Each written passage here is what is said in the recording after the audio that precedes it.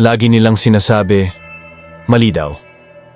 Pero bakit kapag siya ang kasama ko, parang tama lahat? Hindi ko rin alam kung kailan nagsimula. Isang simpleng ngiti lang noon. Pero may kung anong kakaibang init na tumama sa puso ko. Siguro dahil iba siya. Tahimik, may lalim, at bawat salitang binibitawan niya. Parang may bigat, parang totoo. Sabi nila, bata pa ako, na hindi ko pa raw alam ang ibig sabihin ng pagmamahal. Pero paano kung sa kaniya ko unang naramdaman yung uri ng pagmamahal na hindi kayang ipaliwanag ng edad? Kapag magkausap kami, parang tumitigil ang oras. Wala akong takot. Wala akong pakialam sa sasabihin ng iba. Kasi sa kanya, pakiramdam ko, ligtas ako. Mali daw, oo, alam ko. Pero sa gitna ng lahat ng bawal, dun ko unang natutunan kung gaano kasarap ang magmahal ng totoo. Hindi ko alam kung kailan nagsimula. Wala naman talagang espesyal nung una. Isang araw lang, bigla ko na lang siyang napansin. Tahimik siyang tao. Hindi siya katulad ng iba. Walang yabang, walang ingay.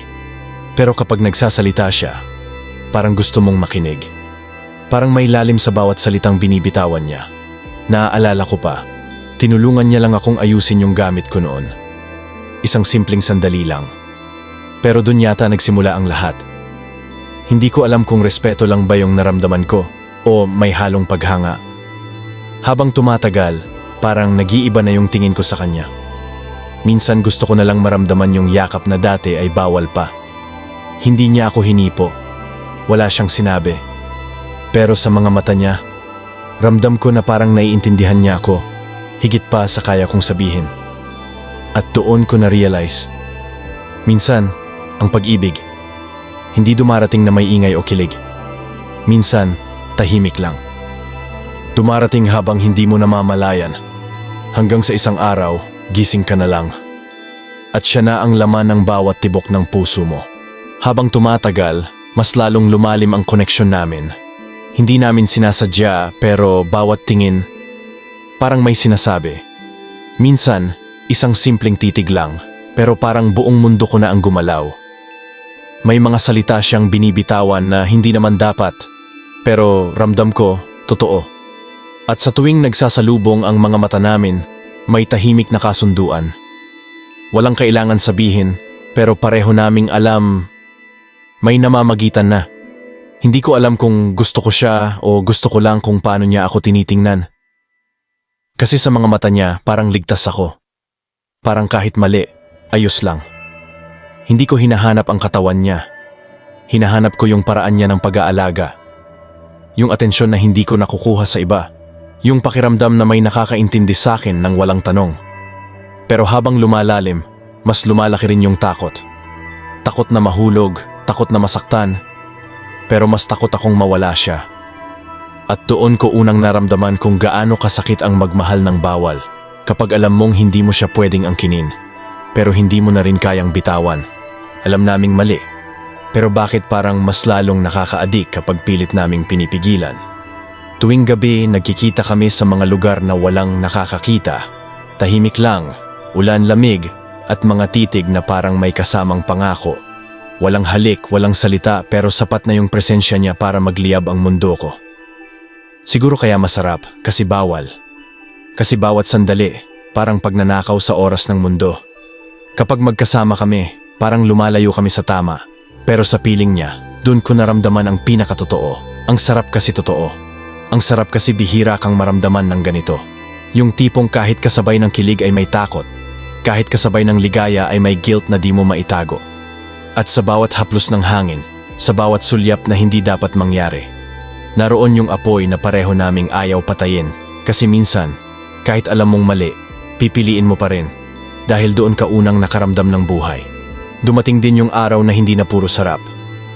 Nagsimula na yung mga bulungan, mga matang mapanghusga, mga tanong na hindi ko kayang sagutin. Unti-unti kong naramdaman yung bigat ng bawat gabi naming lihim. Yung kaba sa bawat mensaheng baka may makaalam. At sa gitna ng lahat ng iyon, tinatanong ko ang sarili ko. Mali ba talaga kapag totoo? Nahihirapan ako. Hindi dahil napagod ako sa kanya, kundi dahil napagod akong itago yung damdamin na ayaw kong mawala.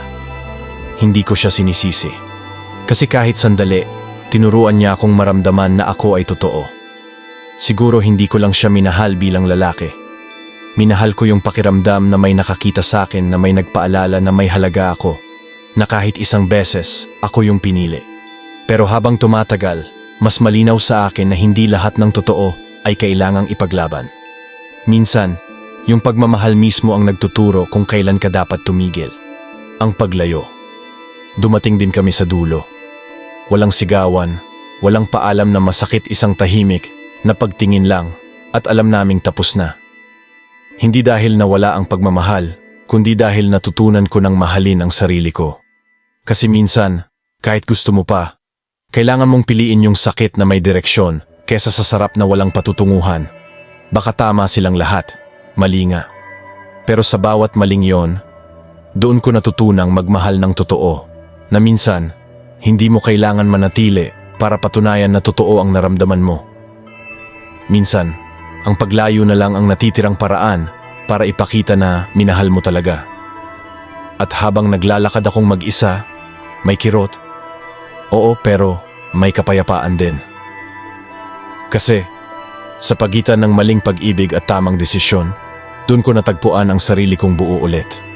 Balik tayo sa tanong. Kung mali ang umibig, bakit ang sarap? Siguro kasi, ang puso, hindi tinuruan ng tama o mali. Ang alam lang nito kung ano ang buhay, kung ano ang nakakaramdam, at kung saan siya nagiging totoo. Pero sa likod ng sarap, palaging may kapalit. May guilt, may lungkot, may gabing hindi ka makahinga dahil alam mong may nasaktan, o baka ikaw mismo ang nasaktan sa dulo. At doon mo marirealize ang sakit, hindi laging parusa. Minsan, ito ang pinakamagandang guro ng pagmamahal.